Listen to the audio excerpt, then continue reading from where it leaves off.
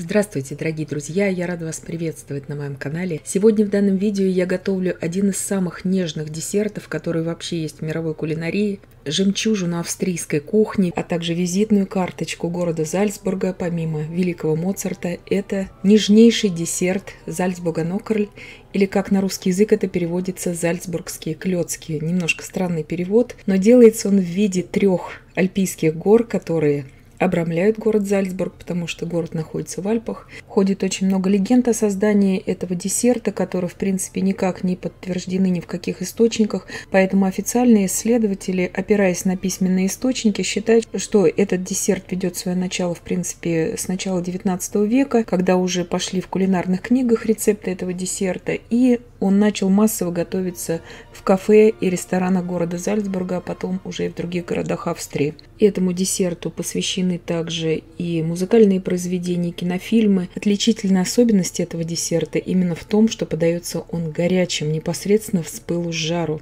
И в виде такого суфле. Все десерты альпийской кухни я знаю не понаслышке, не из Википедии, потому что я очень много лет уже живу в Германии, на родине моих предков. И непосредственно 20 лет из них я живу на самом юге Баварии, в получасе езды от австрийской границы. Тоже в альпийском горном регионе. И вся эта альпийская кухня мне очень близка и знакома. И сегодня я поделюсь в этом видео с вами всеми нюансами, как правильно приготовить этот десерт, чтобы он получился у вас дома. Готовится он очень просто, печется буквально за 10 минут. Готовится он из самых простых и доступных продуктов, но очень много технических нюансов, на которые следует обратить внимание. Итак, форма жаропрочная у меня обычно для Зальцбургенокерль берется вот такая овальная форма, не более 3 пальцев в высоту. Смазываю просто сливочным маслом, выливаю туда 30 мл сливок для взбивания и начинаю готовить непосредственно уже само суфле. Итак, 6 яиц я разделяю на желтки и белки. Мне понадобится 6 белков, но только 2 желтка. Начинаю взбивать белки, добавляю в 6 белков щепотку соли, 8 грамм ванильного сахара. Взбиваю просто до состояния пены и добавляю туда 80 грамм сахара. Не больше, то есть много сахара сюда не идет. Это не меренговый рулет, ни в коем случае. Сейчас, спустя 2 минуты взбивания, я добавляю туда 1 столовую ложку лимонного сока, либо же можно добавить 1/4 чайной ложки лимонной кислоты. Взбиваю еще следующих 3 минуты.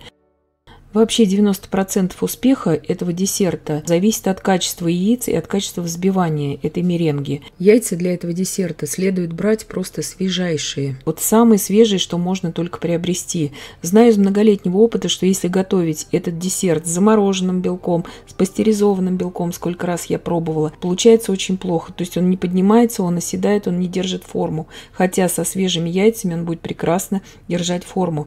Миксер у меня маломощный, 300 Вт. То есть смотрите по своему миксеру. Важно не перевзбить меренгу, чтобы она уже не пошла у вас крупинками.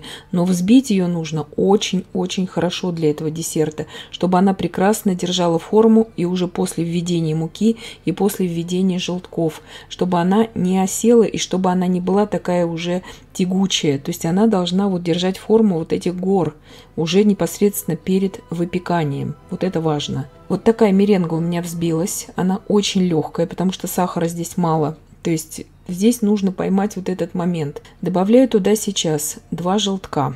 Больше, если будет тяжелее уже вся эта масса, перемешиваю очень аккуратно слегка венчиком. Просто чтобы разбились эти желтки и немножко перемешались с меренгой. Здесь ни в коем случае не нужно вмешивать желтки до полного растворения, мы их вмешаем уже вместе с мукой, чтобы лишний раз не осадить эту меренгу. Вот это важно.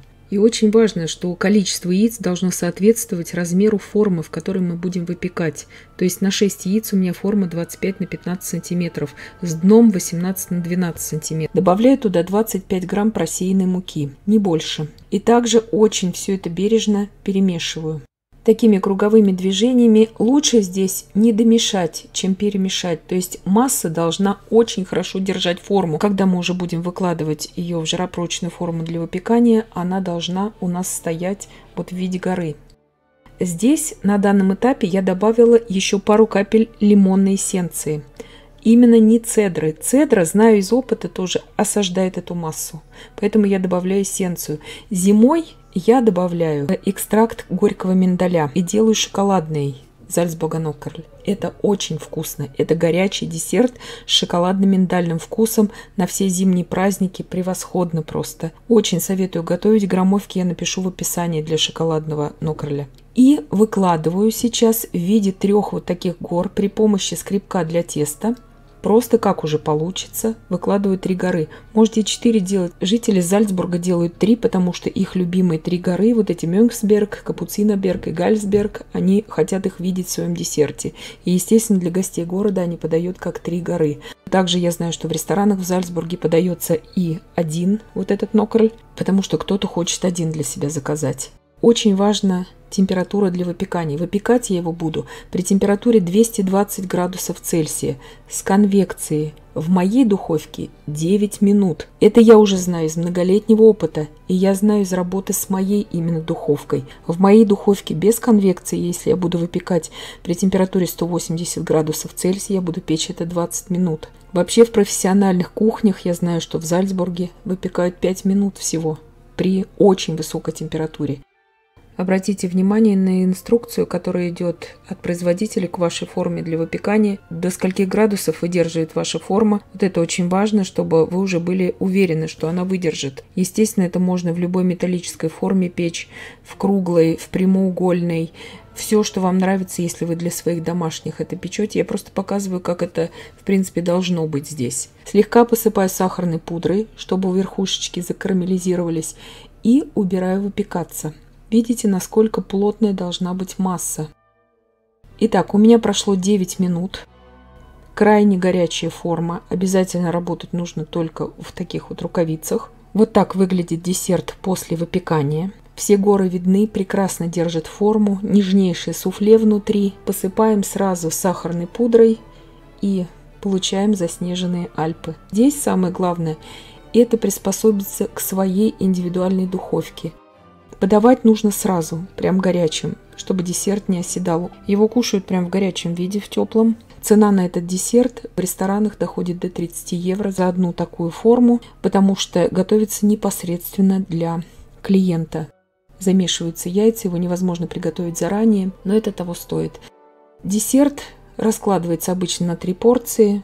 Его заказывают коллективно, но можно также готовить в маленьких, прям совсем маленьких формах для выпекания и один вот этот Ноккерль приготовить. Подается этот десерт обычно с клюквенным или брусничным, как в моем случае, вареньем.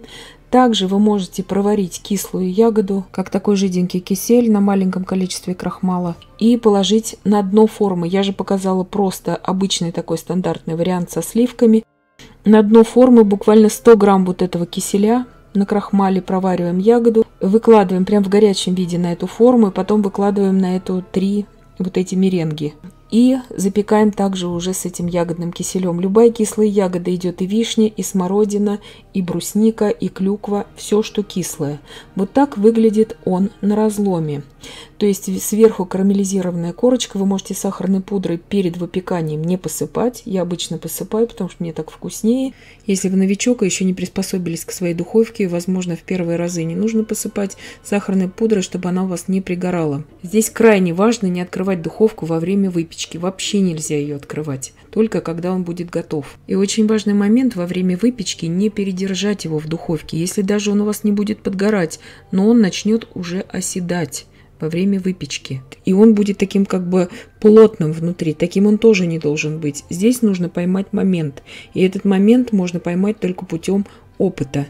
То есть нужен опыт. Вот так он выглядит на разломе, этот десерт. И я надеюсь, что видео было полезным и познавательным. Подписывайтесь на мой канал, ставьте лайки, пишите комментарии. Я всем желаю больших успехов и до встречи в новых видео.